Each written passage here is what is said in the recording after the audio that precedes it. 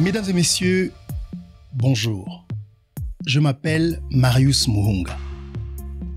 Après la publication par la CENI des résultats provisoires de l'élection présidentielle, tous nos regards sont à présent tournés vers la Cour constitutionnelle. C'est justement cette institution qui a le dernier mot et son verdict est sans appel. C'est dire combien est lourde la charge de cette haute juridiction dont les grandes décisions sont prises en plénière. Ils sont donc 9, mais en pole position, son président, Dieudonné Kamuleta Badibanga. Mais qui est donc Dieudonné Kamuleta Badibanga? Cet homme au regard hypnotisant et au sourire narquois que j'ai eu l'opportunité de rencontrer et interviewer demeure énigmatique, y compris pour certains de ses proches. Je pense, sauf erreur de ma part, être à ce jour le seul journaliste congolais à qui il a accordé une interview comme président de la Cour constitutionnelle. Dieudonné Kamuleta a gravi tous les échelons de la magistrature après des brillantes études de droit. Ce fils des militaires qui a passé toute sa jeunesse dans les différentes casernes du pays est tout un cas d'école. Il est sorti du lot en dépit d'une vie pas du tout aisée pour arracher son diplôme à l'université de Kinshasa. Commence alors une carrière qui a eu ses hauts et bas. La misère couplée de l'injustice ont été pendant longtemps le lot de sa vie et sa petite famille. Il évoque cet épisode de sa vie avec sourire et sans rancune aucune. C'est en 2022 que Dieudonné Kamuleta a été élu président de la Cour constitutionnelle. Et pour cette fois, c'était pour la première fois que le président de cette haute juridiction était élu à l'unanimité par ses pairs. Pourquoi pensiez-vous que vous vouliez devenir président de la Cour constitutionnelle? C'est à cela que j'étais en train de répondre. Si l'année passée, je ne m'étais pas présenté, c'est parce que j'ai vu qu'il y avait d'autres personnes qui voulaient le faire. Cette année-ci, c'est parti d'abord de mes collègues. Certains qui vous disent, vous avez ce tempérament-là, cette capacité. J'ai accepté parce que des contacts se font avant. Et vous vous rendrez compte que quand on est arrivé le jour de vote, j'ai fait acte de candidature. On pensait qu'il pouvait y avoir un deuxième. Il a dit non, qu'il ne postulait pas. Malgré cela, comme la loi ne parle pas de plébiscite, mais de vote, nous sommes passés au vote. Et parce qu'il y avait certains qui pouvaient même s'abstenir. J'ai été élu par 9 voix sur 9. C'est la première fois que cela arrive. Il n'y avait pas de pression politique derrière? Si pression politique pouvait avoir cette fois-ci, c'est-à-dire qu'il y avait, chaque fois qu'il y avait élection, il y avait pression politique. Alors, et toutes ces fois-là, on devait avoir unanimité, ce qui n'a jamais été le cas. Ceux qui le côtoient au quotidien disent de lui que c'est un homme droit, rigoureux, un bosseur infatigable qui a toujours de l'énergie en réserve. Dieudonné Kamuleta est un perfectionniste impénitent. Selon son entourage, tout travail bâclé ne passe pas devant lui. Dans le choix de ses collaborateurs, il n'est guère préoccupé par les origines tribales. Compétence et loyauté suffisent pour qu'il vous adopte dès la première rencontre. L'histoire se souviendra sans doute de M. Kamuleta comme l'homme des grandes innovations. Tenez, grâce à lui, la Cour constitutionnelle est sortie de l'isolement diplomatique. En une année, il a multiplié des contacts avec des hautes juridictions du monde.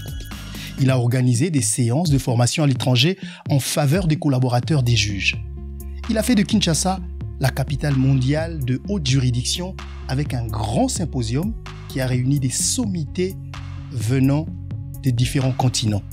C'est sous Kamuleta justement que le concours des recrutements des magistrats a eu lieu. Cela fait plus de 10 ans que la nation l'attendait.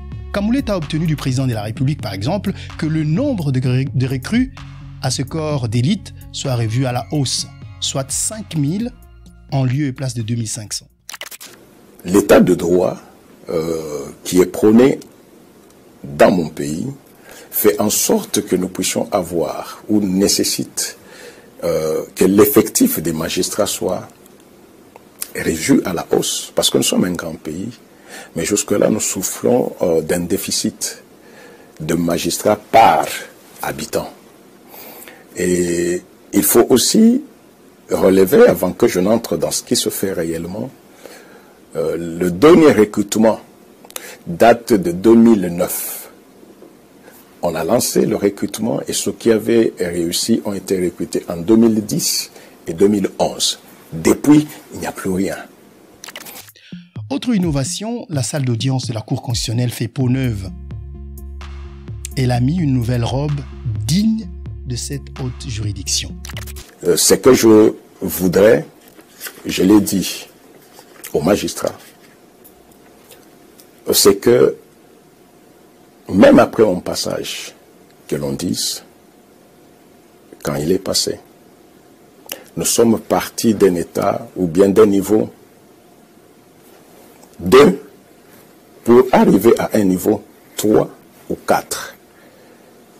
Je vous ai dit ici que l'année passée, je n'ai pas voulu m'ajouter au nombre des candidats parce qu'il n'y avait pas cette recherche-là d'honneur.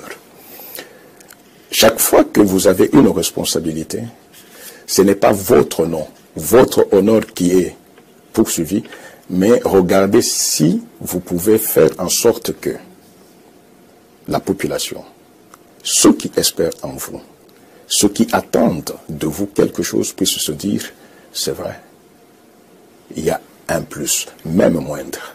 Le problème, c'est que si je peux être considéré comme serviteur et que j'ai amené la justice de mon pays à un plus, ça sera une grande satisfaction d'abord devant Dieu et devant les hommes. Après les résultats provisoires de la CENI des dernières élections qui donnent au président sortant, Félix Tshisekedi, 73,34% des suffrages devant les 25 autres candidats en lice, un seul candidat aura finalement saisi la Cour constitutionnelle. Une grande partie de l'opposition remettant, lors de ce processus, la neutralité de cette Cour dont elle juge le président proche de Félix Tshisekedi. La Cour constitutionnelle dont vous êtes à la tête, justement, c'est elle qui proclame les élections la confirmation des élections de la CENI, c'est-à-dire le président de la République. Qu'est-ce que vous pensez de ceux qui pensent, chez les Congolais, qu'il vous sera difficile, vous, d'être impartial par rapport aux prochaines élections, parce que beaucoup pensent que vous êtes proche de l'actuel président de la République? Le problème qui tue notre pays, même l'Afrique, ce sont des préjugés. Sous d'autres cieux, on juge quelqu'un par ce qu'il a fait. Mais il serait peut-être un peu regrettable qu'on te juge juste par ta taille, par ta chemise, par ton appartenance provinciale ethnique. Or, ces choses-là, nous ne les choisissons pas. Marius, je te dirais ceci. Je suis arrivé à la Cour de cassation en 1918. En 2018, je suis conseiller à la Cour de cassation. C'est-à-dire que j'étais déjà haut magistrat. En ce moment-là, l'actuel chef de l'État n'est pas chef de l'État. Donc ce n'est pas lui qui m'a mené à la haute magistrature. Ça, c'est un point essentiel. De deux, le simple fait d'être magistrat m'a habitué à être à l'aise devant les tensions. Toute ma vie, j'ai appris à trancher. Toute ma vie, j'ai appris à savoir une chose. Quand on tranche et qu'il y a deux parties, c'est lui qui a perdu. Vaut mieux qu'il soit de bonne foi pour le connaître. Mais très souvent, personne n'est de bonne foi. Personne crie être vainqueur. Et quand il ne peut pas reconnaître, même si en son âme et conscience, il sait que je n'avais pas raison, il va taxer l'autre de corruption, de ceci. Mais ce qui importe pour celui qui tranche, ce n'est pas ce que l'autre dit, mais c'est ce que sa conscience dit. Parce qu'on peut mentir à tout, sauf à sa propre conscience. De deux, proche du président actuel, tout simplement parce que je suis d'une même province que lui. Certains parlent même du même village. Je n'entre pas dans cela parce que je connais le village, mon village d'origine. je ne pense pas que ce soit le village d'origine, même si tel était le cas. Est-ce ce village-là qui m'a amené là où je suis, dans la magistrature? Est-ce un péché d'être d'une même province? Parce que si on sortait de l'extérieur, en dehors du pays, on dirait c'est un péché d'être de la même nationalité que tel ou tel. Nous sommes dans un moment où nous devons chercher, nous Congolais, à faire en sorte que nous puissions nous unir pour que nous ne puissions pas nous fissurer encore davantage sur des sujets subjectifs. Le chef de l'État, c'est pourquoi je parle du chef de l'État, je le connais en tant qu'institution. Je ne l'ai pas connu en tant que citoyen du pays, en tant que personne physique. Je ne l'ai pas connu. Et cela est vérifiable. Des deux personnalités, on peut dire que l'un est fils d'un grand leader politique, UDPS, l'autre fils de soldat. Le premier est né à Kinshasa, le deuxième est né et grandi au Katanga, où il a du reste commencé son ministère. Toujours selon ses proches, quand on pense mieux connaître Kamuleta, on se trompe.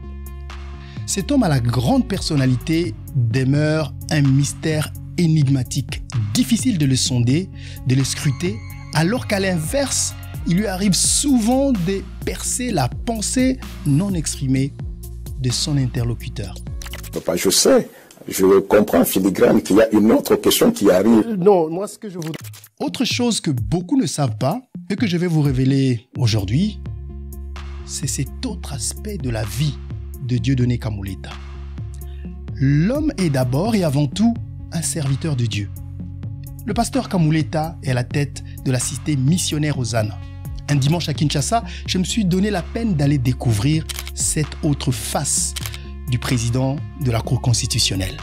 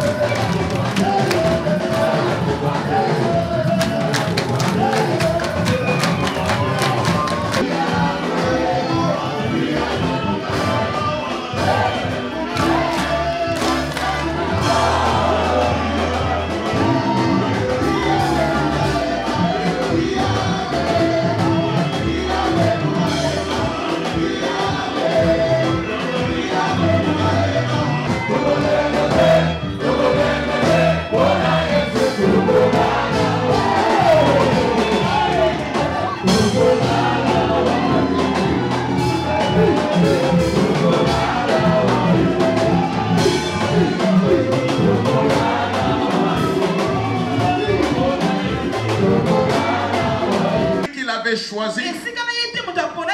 Ce poste a été dicté par son alliance avec Dieu. Et nous répétons une chose, bien-aimé, c'est lui qui reçoit l'appel. Il interrompt la marche normale de sa vie pour dépendre de celui qui l'a appelé. Et cela est essentiel. Aujourd'hui, moi je suis vénéré par toute la nation. Mais tu as appris que je n'étais rien. Parce que l'histoire véritable de ma famille commence avec moi. Dieu m'a ramassé dans la brousse. Et c'est lui qui a voulu que je sois un instrument de sa gloire. Être à son poste, c'est d'abord être en Jésus-Christ. Quel que soit ce que le monde fera, quel que soient les millions ou les milliards qu'on aura amassés, quel que soit les diplômes ou le rang social qu'on avait, le souverain juge va paraître. Le souverain juge va paraître. Il n'y aura ni amis, il n'y aura ni amis, il n'y aura ni femme, ni mari, ni frère, ni soeur, ni pire, ni autre. Le même Dieu que tu as adoré quand tu n'avais rien, il n'a pas changé, il est le même, c'est lui qui a fait que tu sois quelqu'un. Si tu l'as adoré hier, il est digne d'être adoré aujourd'hui, parce que c'est lui qui connaît ton lendemain. Alors c'est mieux que je sois à mon poste, non pas pour moi, non pas pour que je paraisse, mais pour que Dieu soit connu. Si tu es à ton poste pour Dieu, les témoignages, ce n'est pas un fait exceptionnel. Le témoignage, c'est le lot quotidien des enfants de Dieu. Amen. Il a dit ceci, voici les miracles qui accompagneront ceux qui croiront à moi. Non, il n'a pas dit voici les miracles qui accompagneront les archibishops. Non, tous ceux qui croiront à moi, voici les miracles. Cela veut dire quoi? Tu es à ton poste pour Dieu. Même toi, Marius, les miracles t'accompagneront. Et ceux qui sont sous ma responsabilité, là où je travaille, que ceux qui sont des chefs, là où je ne fais rien, que ceux qui sont autour de moi puissent savoir, qu'ils puissent sentir et qu'ils puissent dire, celui-là, il est un instrument de Dieu. Nous n'avons pas une autre génération à impacter. C'est ça notre génération. C'est pendant que nous sommes en vie que nous allons impacter. Bien-aimé, ne te compare à personne. Ne te compare à personne. Regarde ce que le Seigneur t'a donné comme grâce. Jésus-Christ est vie. Jésus-Christ est vie. Il est la vérité. Et c'est lui qui donne ce que le monde ne peut pas donner. On ne peut pas les tromper parce qu'il n'est pas homme. Ce matin, l'appel est à nous. Bravo à nos postes. Non pas pour qu'on le voie, mais pour qu'on voie le Seigneur. Pour être des instruments de Seigneur. En ce moment-là, nous allons nous concentrer sur la mission qu'il nous a donnée. Vous avez dit quelque chose qui a retenu mon attention. Vous dites que vous êtes pasteur. Est-ce que vous pensez que c'est important dans le cadre du rôle que vous êtes en train du poste que vous occupez d'être pasteur? La parole de Dieu elle-même vous dit que le magistrat est serviteur de Dieu. Même le païen. Mais tout simplement parce qu'il est appelé à exercer un des attributs essentiels du Créateur, qui est la justice. La parole de Dieu dit qu'il est serviteur de Dieu. Quoi de plus normal que, naturellement, par la profession, je suis déjà serviteur de Dieu, et par ma foi, par ma conviction personnelle, que je le sois. Donc je suis doublement dans mon assiette. Chaque matin, à 6 heures, il a culte, et quand il a fini toutes ses tâches du jour, c'est auprès du Seigneur, dans la chapelle qu'il a construite, qu'il se recueille. Sa vie est totalement, selon ses proches, consacrée à Jésus.